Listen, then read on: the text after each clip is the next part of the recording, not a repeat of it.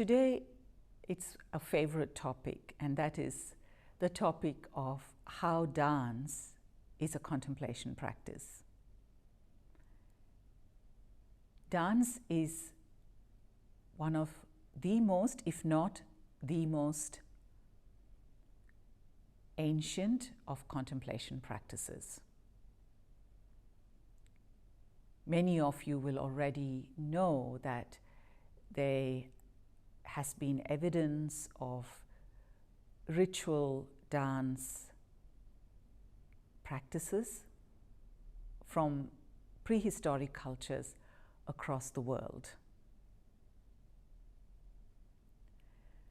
To me, it makes perfect sense. It's almost an inevitability that the source of contemplative practices, the source of contemplative philosophy, should be dance and would be dance.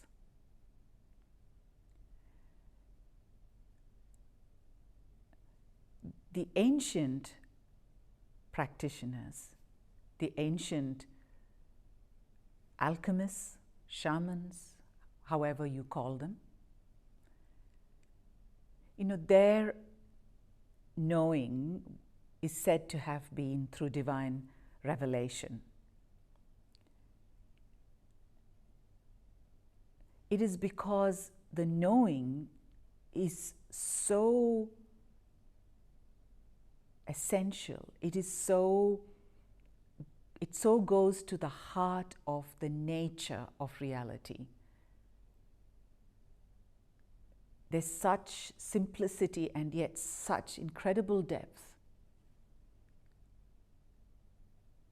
that it is a revelation. It doesn't come through anything that is available to us as knowledge. It's not that you train through anything available to us to know, to have that knowing. As part of that essential nature of reality is beauty and pleasure. So beauty and pleasure is not just of the nature of us as humans, but it is the nature of all of life, all of reality. And this magnetic attachment we have to pleasure and to beauty is inherent not just in us, but in all of reality.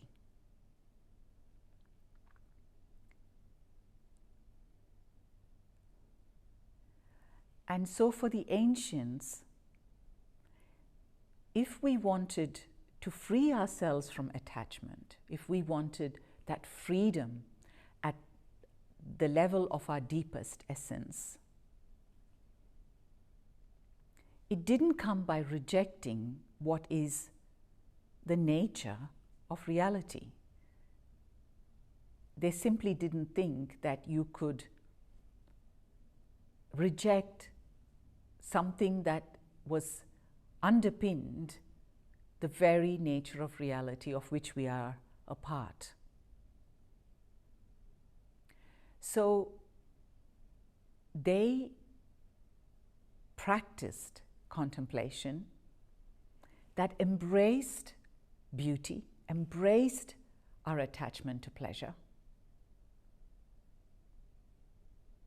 embraced our body and our senses, and used all these as the sites for the alchemy of transformation. This was absolutely incredible. Our senses and our body, our senses, which is how we experience reality. Reality is what we soak through our senses, which are, that pleasure principle is so inherent, not just outside of us, but within us. It's located in each of our senses. And so the ancients, for them, the aesthetics, the dynamics of beauty, which is what aesthetics is, it's the dynamics of beauty, that was at the heart of alchemy.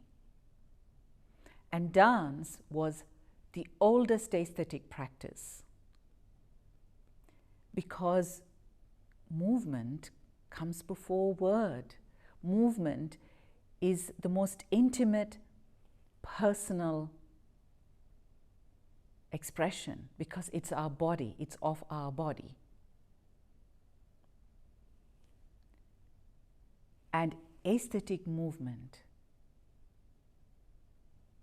was the practice by which ancient people, ancient practitioners, ancient priestesses, they were able to open up this alchemy, this deep transformation that freed us from the contraction of fear and austerity and brutality, that separatedness, and allowed us to move in the beauty that is unattached, the beauty that is eternally there in reality. So to connect our personal attachment and seeking and drive for pleasure with this movement of pleasure that is all of reality. And so for ancient practitioners, dance was a powerful way of this alchemical transformation. And from dance came all the other aesthetic practices.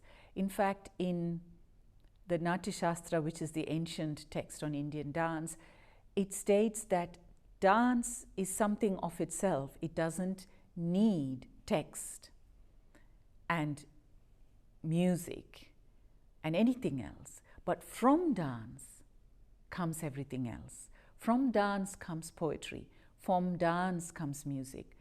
And from dance comes sculpture and all of these other arts.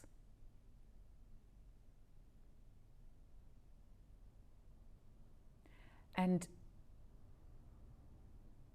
to be able to come back to the awareness of the power of dance is vital in our times,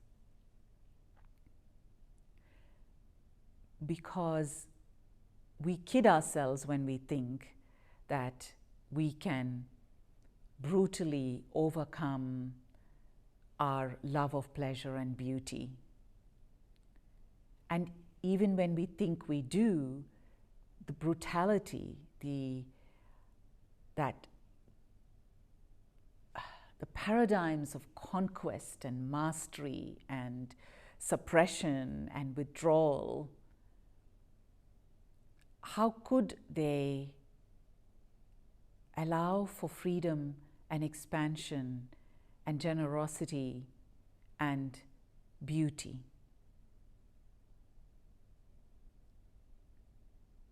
And so these aesthetic practices that can be contemplative, that know how to be contemplative, they are where the radical transformation that is needed in these times is hidden. It's not just any dance or any art form. Of course, art has different functions and different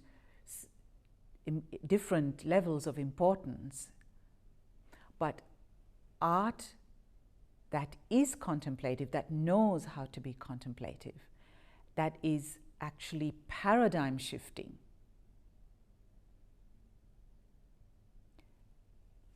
that is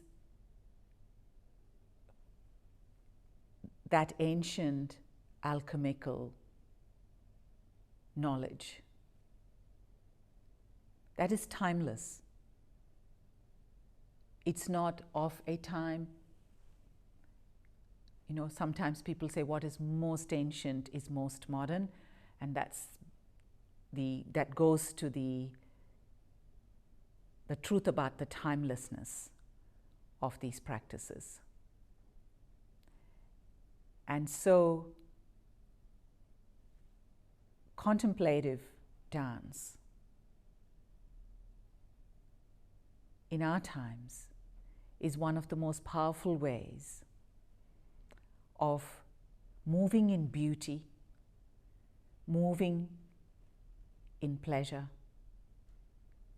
moving with